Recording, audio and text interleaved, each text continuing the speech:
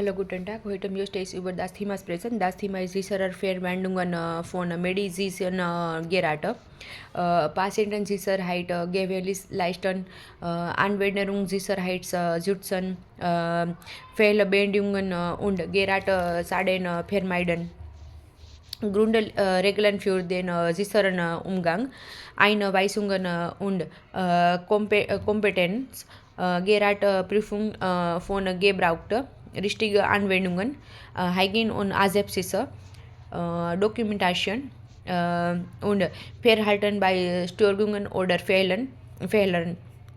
Gerard sofort außer Betrieb nehmen, Patienten sichern, vergesetzt Technikinformation, Rolle der Pflegefachkraft, verantwortungsvoller Umgang, Einhaltungen der Sicherheitsstandards, Meldungen von Risiken und Mitwirkung bei Gerard Einweisungen.